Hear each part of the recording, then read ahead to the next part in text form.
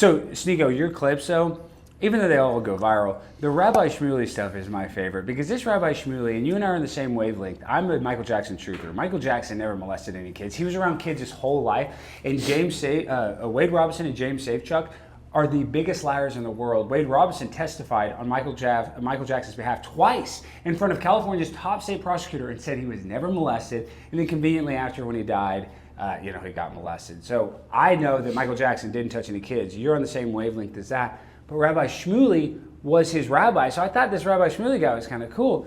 The guy is a lunatic. What does he sell? Dildos? He sells dildos with his daughter. And when I debated him, he offered me a family discount because he doesn't really hide behind it. He's open about it.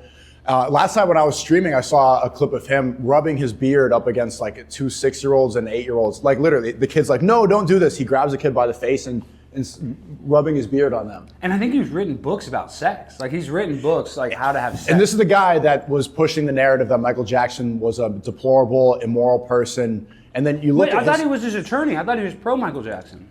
He was. So it wasn't his rabbi because Michael Jackson was a Jehovah's Witness, but he was his spiritual guide and leader while he was alive, whatever that means. And he was taking audio recordings and he wrote a book about Michael Jackson that was conveniently released right after he died. And then he did a press tour on all major news stations saying that we should revise the legacy of Michael Jackson.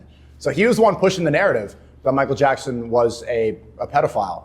But when you look at what he's doing now and what he does today, this person who's trying to talk about morality, the hypocrisy is all over his work and what he sells. No, you're exactly right too. And Rabbi Shmuley, that's why I thought at first he was kind of cool. I was like, oh, he's Michael Jackson's attorney. Like that was the first thing I ever knew about him before like Alex Jones, your interaction, all of his interactions going after Candace. Yeah.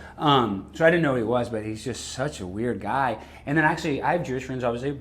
And they're like, yeah, Rabbi Shmuley's so crazy. He's like in his bathing suit talking about how he's going to, there's a bomb siren, so he has to run to the basement, but he happens to be sitting at the pool. It's too bad because people try to call me racist and anti-Semite or whatever.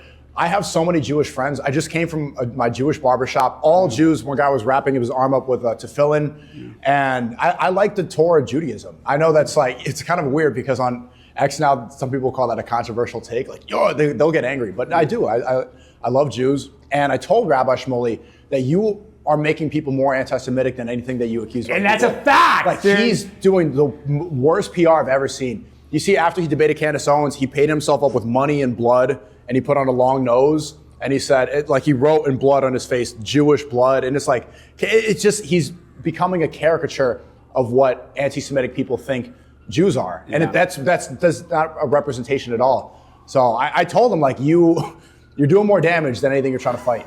And that clip is so good. And you have your security guard there, and he's trying to go after your security guard. We're going to edit that in, but I mean, it's just some really classic. Right, he tries to tell my security guard, he's like, you're a nice black man. How are you with this white supremacist nuts? As a fine African-American gentleman, what are you doing with a racist anti-Semite like that? What would you be doing with a guy that would take black You're a cartoonish representative. And he doesn't know, also, it doesn't work because I'm part black. One, my dad's from Haiti, but we're finding out that my grandfather probably moved to Haiti because he was, we think that his father was Jewish. Wow. So you look at everybody, and that's the thing. It's funny because my last name's Stein, so my grandfather was Jewish, but he didn't raise my dad. So he got my grandmother pregnant and then started another family. So I was actually raised Christian, but everybody thinks, oh, so I was raised Catholic. Yeah, so it's but honestly, I don't even care because my last name's Stein, so I can't say that I'm not Jewish, but I'm actually not a Jew. Well, if your mom is not Jewish, it's not. So I'm technically not. But when it comes to this religion stuff, it's just so fucking stupid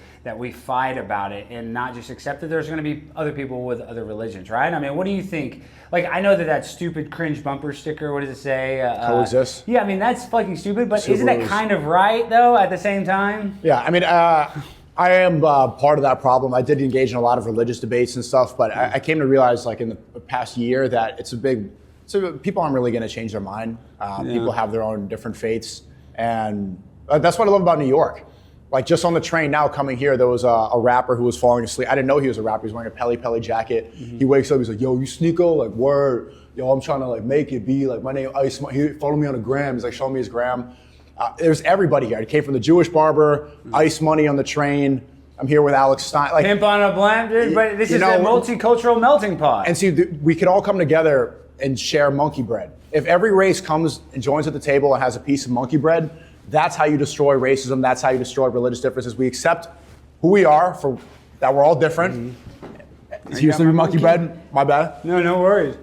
And we have a great meal together. We literally break bread. I'm so fly, I'm aligned with the planes. My grind so refined, I got no time for no games. Ask yourself